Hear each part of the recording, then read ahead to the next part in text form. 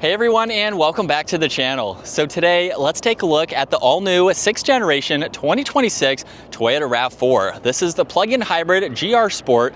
It's finished off in black, and this is powered by the 2.5-liter 4-cylinder paired to that plug-in hybrid system, which utilizes a 22.7 kilowatt lithium-ion battery. It's also paired to the eCVT, and combined, it pumps out 324 horsepower. You get 172 pound-feet of torque from just the engine alone. From the electric drive motors, what I've seen is 203 horsepower and 201 pound-feet of torque. Now, this weighs in around 4,400 pounds.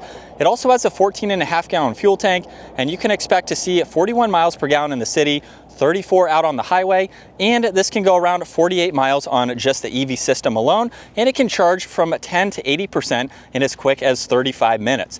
This also has a wheelbase of 105.9 inches. Its overall length is 181. It has a width of 73, a height of 66.5, and its ground clearance is 7.5 inches. This is 15 millimeters lower than the other RAV4 trim levels. So you have that GR-tuned suspension as well to give this some great handling characteristics.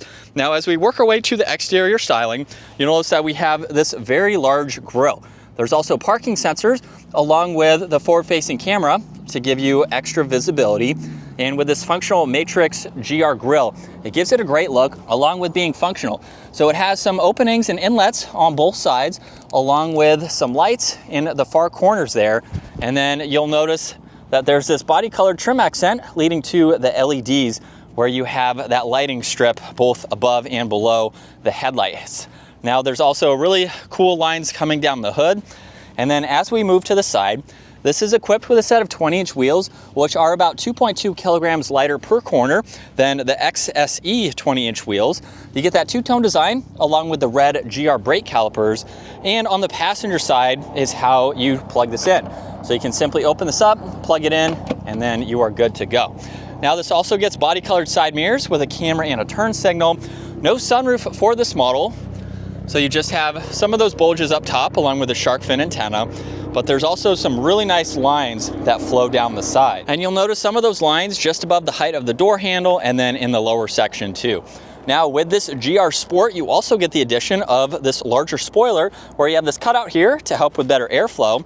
There's also the third brake light, wiper blade in the lower section, LEDs for all of the lighting, and then there's the backup camera and parking sensors too. Now, you can use the control on the key fob or the button up underneath to gain access to your cargo space. Where you have a decent amount of space, there's also some tie downs. You have a 12-volt, a storage bin, and then under the floor, even with this being a plug-in hybrid, you get the spare tire along with some added storage. There's also the cover that you can use, and of course you can fold down the back seats if you need even more rear cargo storage. And then with the buttons up top, you can close the liftgate or lock the vehicle. Now, this also comes with body colored door handles and a really nice interior with this gray soft touch material. There's also a little bit of storage down below. And then you have a cool design with the leather and suede seats with the red stitching. If you pull on this release, that is how you can fold the seat down. It will fold flat, giving you plenty of space to place in some items. And then once we hop in, you get storage pockets along with auxiliaries and vents. And at my height, I have about 3.5 inches of headroom. So you can be much taller than me and fit comfortably back here. Now, there's also the armrest with cup holders. And then you have the cargo windows there to easily see around this back section. Now, up front, this has window controls, side mirror adjustments. You get a lot more storage down below. There's GR badges located throughout. And then GR is also in the headrests up front, where you get the power driver's seat. And then let's start this up, where this has a perforated and a solid leather steering wheel with the GR badge down below. Now, you'll notice on the right side, you have all of your cruise control settings, along with distance pacing and lane keeping assist. And then on the left side, you have volume tuning, voice commands, and then you can easily go through this digital gauge cluster. Now, you'll notice when you go left and right, you can pull up specific information in the middle. When you go up and down, you can pull up information on the left side. The right side is going to be fixed, but you still have a good bit of information that you can scroll through and configure as you would like. Now, this is also equipped with paddle shifters. And then on the left, you have a dimmer switch for the gauges, power liftgate, fuel cap releases down below. You have one air vent, and then this gets the larger infotainment system. So you have all of these widgets here that you can customize as needed, depending on what you'd like to see. You can get into your navigation, get into your music, along with your phone when you have that paired. You can also monitor all of the EV settings and go through the scheduling and all that. And then you have all of the settings here, depending on how you would like to view this. Now, in the lower section of the screen, you'll notice there's temperature, which you can also adjust with the physical buttons. You have your fan speed, heated seats, heated steering wheel. Volume is right in the middle. There's defrosters on both sides. And then you have vents underneath that. There's also wireless charging pads, along with a lot of storage, both in the upper and lower section. And then you also have different driving modes. You'll notice those will change on the gauge cluster as well, and it will improve your throttle response too. Underneath that, there's also the EV modes, so you can go through your hybrid, your EV, and your auto. And then this also gets trail and snow mode and a normal mode too. Now there's also auxiliaries, downhill assist, and traction control. And then you have a view button for the camera system. So that way you can see around the entire vehicle, which is fantastic. Now, if we put it into reverse, you have your backup camera, and then drive, of course, will bring up your forward-facing camera. Now, you can shift using the shifter or the paddle shifters, and then you have auto hold the e-brake, 2 cup holders. With your center armrest, you can open it up 2 different ways, and when you release both of them at the same time, you can actually lift it up completely, where you have plenty of space, flip it around, and now you have this tray area where you can place items, which is nice. You do have a locking glove box, storage up top, garage door buttons in your rear view mirror, and then there's a sunglass holder as well. And then here's a look at visibility. You have a lot of glass, so it's pretty easy to see over both shoulders. As we set up behind the wheel now for the GR Sport RAV4, this is basically a light version of the GR series. So we know the Supra, the 86, the GR Corolla. Now we have the GR, but in a little bit laid back of a type of vehicle. This isn't something to compete with the rest of those sports cars, of course, but you're going to get something that is going to handle far better than a normal RAV4. So we have the GR Tune suspension. This is lowered a little bit to help with its center of gravity and taking some corners. And you can just get a very stylish vehicle if you are looking for something like this. So I think it's a really cool new model and version. It's in its own segment as far as some of the other competitors. There's vehicles that are smaller that might have some type of trim level like this, but nothing to really compete yet with the RAV4. So there'll be some videos I think we'll try to compare with in the future, but for now, this is a really neat SUV. So let's put it into sport mode now, and we have the paddle shifters. So that way you can add a little bit more of a sporty feel to your vehicle. So we will put it into sport mode here.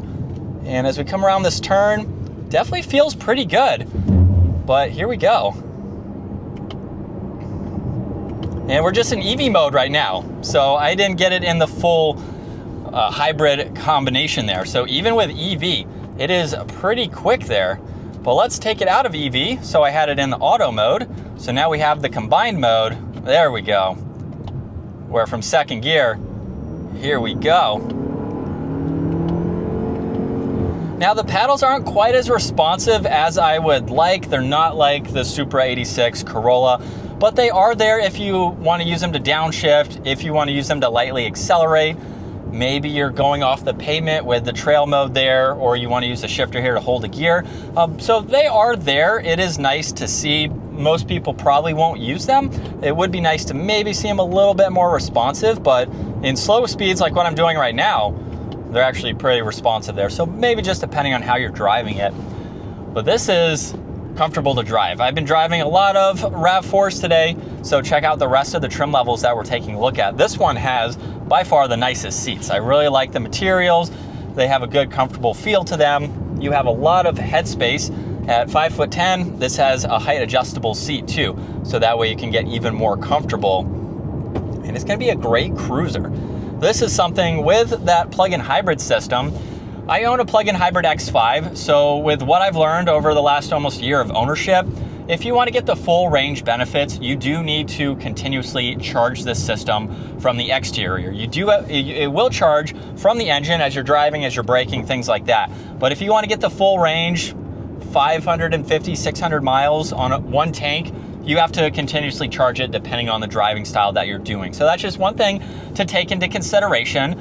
I charge my vehicle with a normal 3-prong outlet. It can charge overnight, be ready to go first thing in the morning. So you don't need to upgrade any fancy level charging systems if you want to just do it overnight. I think that's the easiest way for it to happen. But you do have the benefits of even being in EV mode at really any speed that you want. So if you want to cruise around the city, you're in stop and go traffic, you want to save some gas, you have a few different ways that you can do it. So it's really nice, it's configurable, just depending on your driving style. And so we're in the full hybrid setting, sport mode, second gear, here we go.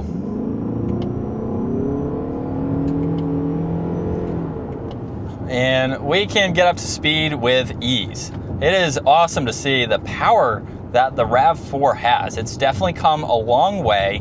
And now in the top trim level here with the GR Sport, the handling is definitely really good. Now this isn't something you're really going to take on some back roads, but you can have the confidence to know that with a lower SUV like this, lower center of gravity, this is going to be able to handle these turns very nicely and feel composed at the same time. So you won't feel too much body roll for this type of SUV, but you can have some of those performance aspects if you're doing a lot of back roads driving, things like that, and you want an SUV for a little bit more practicality. And even on some of these quick little turns here, I can definitely feel the suspension is doing a great job. Even though it's the GR Tune suspension, it also rides very nice too. So as you would expect, this is going to be something that you can daily drive. And if you're not looking for a big SUV, it's still pretty practical in terms of its interior space and of course maneuverability. So if you're driving in the city, you can maneuver this very, very well. I like all the tech features that this has to offer for the latest RAV4 here. Everything is very easy to use. It's not overcomplicated, which is nice to see. So if you want simplicity, but you want everyday tech, you can't go wrong with Toyota and their platform. They give you a lot of physical buttons that I know in a world where a lot of things are going to the screen, don't get me wrong, there's things in the screen here. You do have some physical buttons, you have the voice commands to help you out. It's laid out very well for what it has in this system. But super comfortable to drive. You could drive this all day, every day, and really not have any complaints. So I've been driving these for most of today, and I don't see any complaints with it. It's definitely a nice vehicle to drive.